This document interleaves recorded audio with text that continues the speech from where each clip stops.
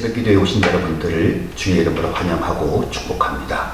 오늘 하루도 주님의 말씀과 동행하시는 복된 한 날 되시기를 소망합니다. 우리에게 주신 하나님의 말씀은 사도행전 3장 1절에서 10절까지 있는 말씀입니다. 사도행전 3장 1절에서 10절까지 있는 말씀을 제가 봉독합니다. 제9시 기도 시간에 베드로와 요한이 성전에 올라갈새 나면서 못 걷게 된 이를 사람들이 메고 오니 이는 성전에 들어가는 사람에게 구걸하기 위하여 날마다 미문이라 하는 성전문에 두는 자라. 그가 베드로와 요한이 성전에 들어가려 함을 보고 구걸하거늘 베드로가 요한과 더불어 주목하여 이르되 우리를 보라 하니 그가 그들에게서 무엇을 얻을까 하여 바라보거늘 베드로가 이르되 은과 금은 내게 없거니와 내게 있는 이것을 내게 주노니 나사렛 예수 그리스도의 이름으로 일어나 걸으라 하고 오른손을 잡아 일으키니 발과 발목이 곧 힘을 얻고 뛰어서서 걸으며 그들과 함께 성전으로 들어가면서 걷기도 하고 뛰기도 하며 하나님을 찬송하니 모든 백성이 그 걷는 것과 하나님을 찬송함을 보고 그가 본래 성전 미문에 앉아 구걸하던 사람인 줄 알고 그에게 일어난 일로 인하여 심히 놀랍게 여기며 놀랍니라. 아멘. 오늘 말씀은 나면서부터 걷지 못한 사람의 이야기입니다. 이 사람은 평생 다른 사람에게 이해져서 다른 사람의 도움을 받아서 성전 미문에 앉아서 구걸하면서 살아갔던 사람이었습니다.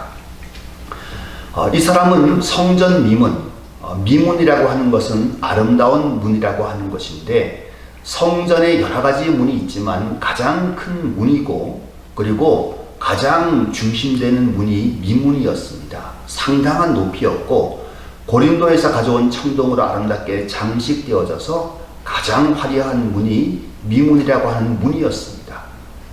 그런데 그에게는 또 한 가지 문제점이 있죠. 그는 미문 앞에 앉아 있습니다. 왜냐하면 당시 율법에는 장애가 있는 사람들은 하나님께 벌을 받아서 그렇다고 생각을 해서 그들은 성전에 들어갈 수가 없었습니다. 그가 들어갈 수 있는 가장 성전에 근접해 있는 자리가 성전 중앙에 있는 미문 앞에 앉아서 성전으로 들어가는 사람들에게 구걸을 하면서 살아가는 것입니다. 그는 평생 구걸하면서 살아왔습니다. 그날 제9시에 우리 성경에 9시라고 번역이 되어져 있는데 유대 사람들은 오전 9시, 정오 오후 3시에 반드시 기도하는 시간을 가져야 했습니다.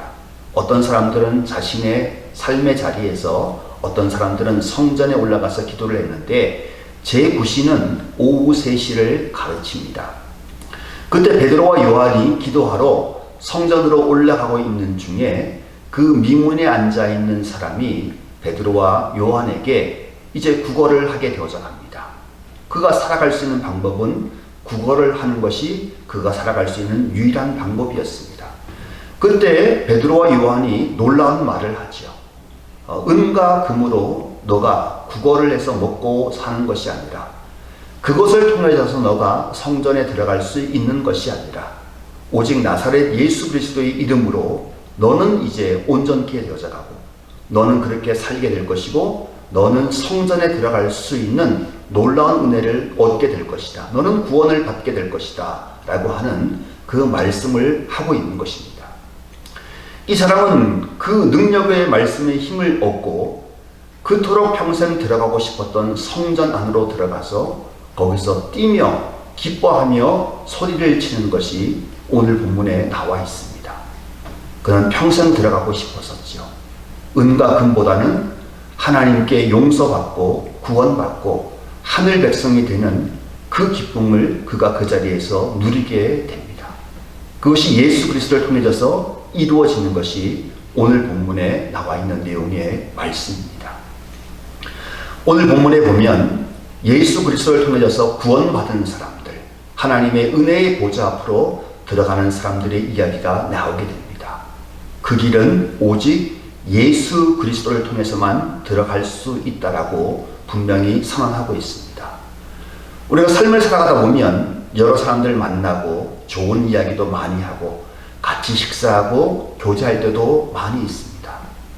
그런데 우리가 금과 은을 주는 것보다 제일 중요한 것은 내가 만난 예수 그리스도를 증거하는 것이 정말로 중요합니다. 내가 예수 그리스도를 말씀을 읽는 가운데 성령님의 인도하심을 받고 그리고 그 자리에서 성령님이 이끄시는 대로 따라갔더니 거기에서 살아계신 하나님의 아들 예수 그리스도를 만난 경험을 통해서 내 죄가 사해지는 경험을 하게 되고 하나님의 놀라운 사랑을 알게 되어져 가고 하늘의 놀라운 평안과 기쁨과 안식이 그 안에 있음을 알게 되어져서 내가 세상의 것에 집착하지 않고 하나님을 바라보며 살아간다 라고 말하는 그것이 정말로 사람들에게 줄 수 있는, 우리의 가장 사랑하는 사람에게 줄 수 있는 가장 귀한 보물이 되는 것입니다. 그리고 그 전했던 그 말씀을 통해져서 은과 금을 추구하던 사람이 그 은과 금으로서 얻을 수 없는 놀라운 기쁨과 구원의 감격을 바라보는 것, 그게 얼마나 감격스럽고 감동스러운 줄 모릅니다. 이런 감동과 감격이 예전의 교회에는 가득했습니다. 그런데 어느 순간부터 은과 금이 가득해지면서 나사렛 예수 그리스도의 이름으로 일어나 거듭는 능력이 교회 안에서 사라지고 있습니다. 이게 가장 큰 한국교회의 문제이죠. 우리는 은과 금으로 살아가는 존재가 아니라 나사렛 예수 그리스도로 살아가는 존재이죠. 교회가 다시 한번 회복해야 할 것이 있습니다.